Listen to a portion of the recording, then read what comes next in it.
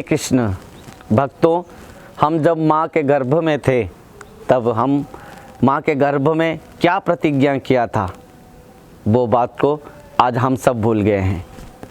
एक बार याद कीजिए, जब हम माँ के गर्भ में थे तब क्या हुआ था।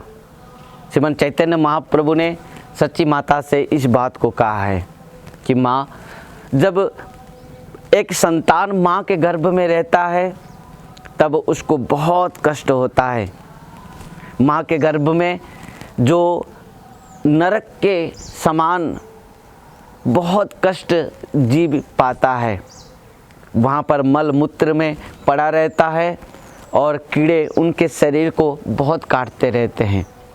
चित दिया सुन माता जीवे रे जगति, कृष्ण ना भजिया पायो जते को दुर्गति हैं।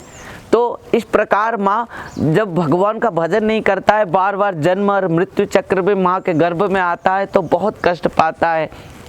और जब वो संतान 7 महीना के हो जाता है और वो खुद आपका ज्ञान प्राप्त करते हुए तब वो समझ पाता है, जो आज मैं भगवान का भजन नहीं किया हूँ, इस प्रकार माँ के गर्भ में इस प्रकार कष्ट पा रहा हूँ, क्लेश पा रहा हूँ, दुख पा रहा हूँ।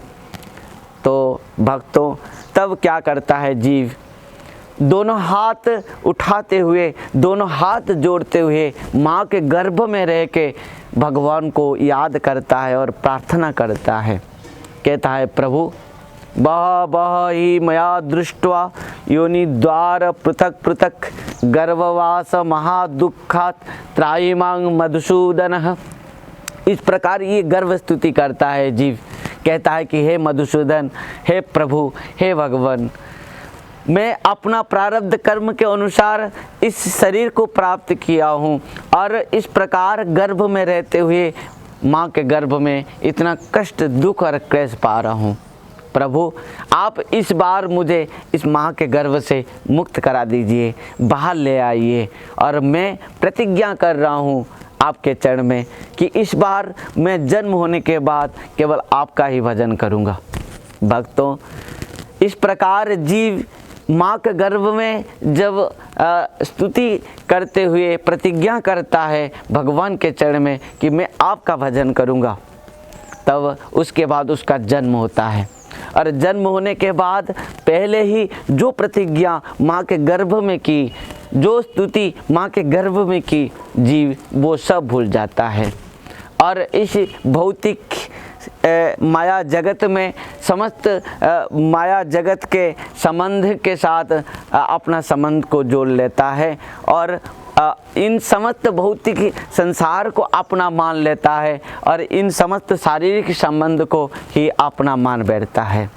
और भक्तों, इस प्रकार जो प्रतिज्ञा करके आया था कि मैं आपका ही भजन करूंगा और आपका भजन करते हुए मैं आपके पास मैंने पहुंच पाऊंगा, आपको प्राप्त कर पाऊंगा, तब जीव भगवान को भूलते हुए वो माया जगत में इस प्रकार डूब जाता है।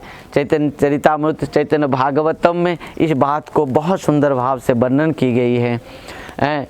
और इस प्रकार माया जगत में भ्रमण करते करते ब्रह्मांड भ्रमिते कौन, भाग्यवान जीव गुरु कृष्ण प्रसादे पाए भक्ति लता बीच।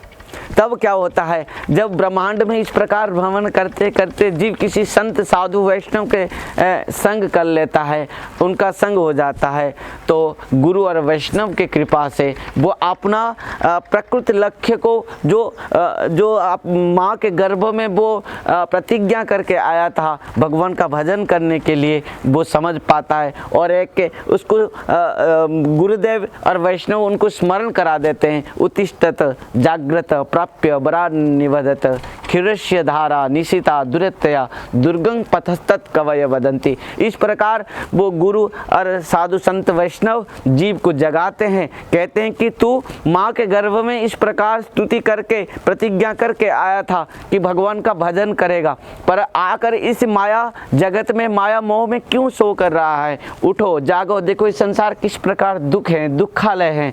और इस प्रकार जब साधु संत वैष्णव और गुरुदेव जगाकर हम सब कुछ जगाते हैं, तब जीव जगता है। जो प्रकृति में जग जाता है, गुरु चरण में समर्पित हो जाता है, और उस जीव निश्चित भाव से माँ के गर्भ में जो प्रतिज्ञा करके आया था कि मैं हरि भजन करूँगा, तब वो भगवान का भजन करते हुए अपना आत्मकल्याण कर लेता है। भक्तों, इस प्रकार हम जो सब कोई माँ के गर्भ में इस प्रकार प्रतिज्ञा करके आया था, वो एक बार गुरु चरण में समर्पित होकर उसको स्मरण करें, चिंतन करें और अपना जीवन में उतारें। निश्चित भाव से हमारा आत्मकल्याण होगा। हरे कृष्ण, राधे राधे, हरि बोल।